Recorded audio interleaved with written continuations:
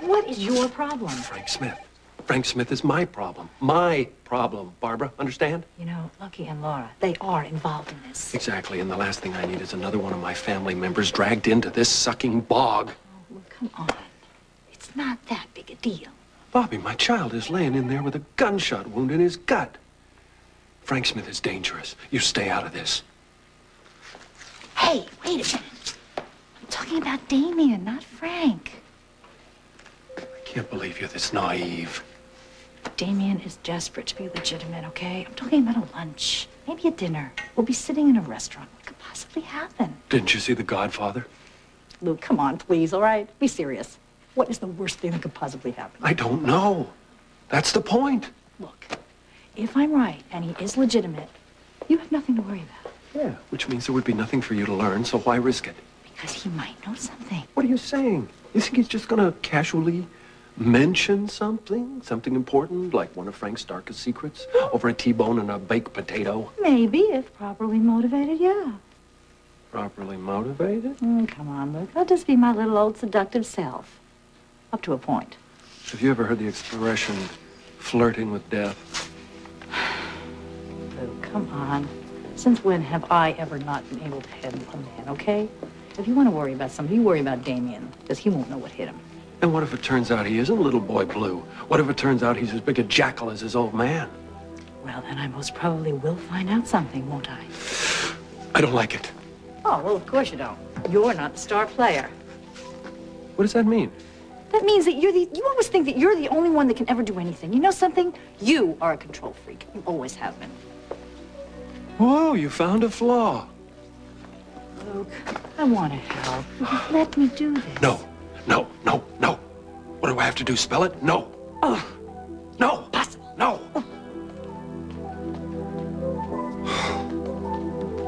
You like my house? I say mine. It's yours, of course, but it's been such a part of me and me of it for a long, long time. And my children grew there. And my husband died, and those things tie you to a place. We can share. Oh, you're such a nice young woman. You're still a part of it. I felt that. The moment I walked in the door, I felt that the people who lived in that house really loved one another. It was home.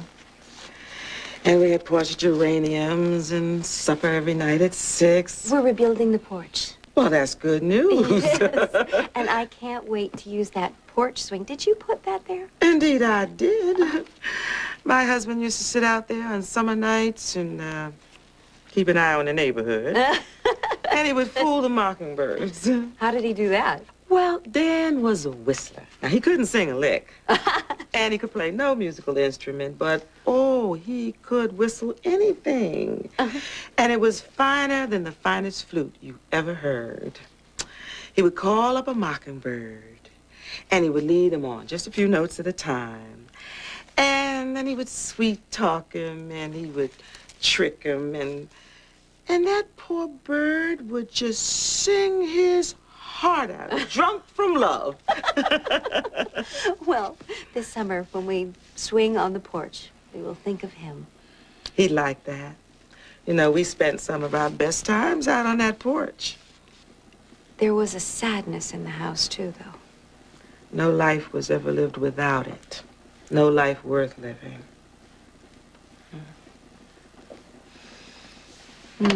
Mae Mae, I'm loving this. But I better go make my rounds. Of course. Thank you, Simone. And, you know, it looks to me like Dexter's working on another ear infection. Oh, I'll look in on him. And don't worry about me and Laura. We doing fine. I noticed. Mrs. Ward, Mae Mae, I don't know where I am. I mean, I don't know what it is that you do here, because Simone wouldn't tell me. She said that I had to just see it for myself. So please tell me, who are all these children? These are my babies. All of them? Mm-hmm. About 14, 15 years ago, one of Dan's sister's children, my great niece, Charlene, had 2 little girls. One was an infant, and One was about 18 months, and she had lost her husband and had to go to work. And I had this house, and there was nobody in it except me. So I offered to mind both her babies for her. And shortly after that, one of my young friends from my church found herself in the same position. And so I took in her boy, too. Then, Dr. Phillips, my pastor, he brought me a 3-day-old baby girl who had been abandoned on his front steps. And then I was just off and running. How many children do you have here now? At the moment, I have 9. I got 5 during the day, and then there are 4 whose home this is. And 1 I'm keeping until her mother gets herself together and finds herself some education and a job. And I got 1 that's abandoned. And I got 2 infants who are HIV positive. Do they require special care? What they mainly need is what all babies need. They just need all the love in the world. And we do a lot of hand washing, and we do some extra scrubbing. But if you use your head, there's no danger in the infection spreading. A baby testing HIV positive does not necessarily have to have the virus. I didn't know that. A positive test just means that the baby has inherited the AIDS antibodies from his mother. But if we wait for his immune system to develop, then we'll know whether or not he has contacted the virus, you see.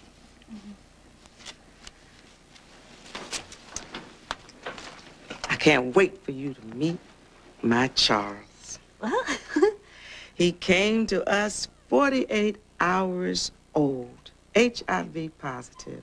And last September, we had his 2nd birthday party. And we just know he's one of the strong ones. He is strong as a horse. oh, that must have been some celebration. Wow. You better believe it. And look at him. He's adorable. Oh, he's a pistol. You must, have help here. Oh, we have the best volunteers. We've got the women from the neighborhood, and then we've got my friends from the church, and you should see this place around mealtime. And Simone is our volunteer pediatrician, and let me tell you, we keep her hopping. Could I come? Oh, anytime, anytime. Oh, good. Yeah. My life is a little bit unsettled right now. You see, my son is in the hospital. But he's going to be fine. Please, God. But he won't be able to go back to school for a few weeks. When he does, I'll have my afternoons free again, and then I would love to help here. I mean, on some kind of a regular basis. Do you always love so quickly? Yes. Well, no, I mean, when it's important, I do. I'm liking it. I'm liking it, honey. Well, how old's your boy? He's 10. Oh, he's so beautiful. I just know he is. So what's he doing in the hospital? Well, my husband was mugged and, well, look, he was with him and he got shot. Guns. Oh, yes. But he's gonna be all right. Yes, I think so. In fact, I just left them together. He was playing cards with his father and he was cleaning Luke's clock. Keep him humble. That is not easy.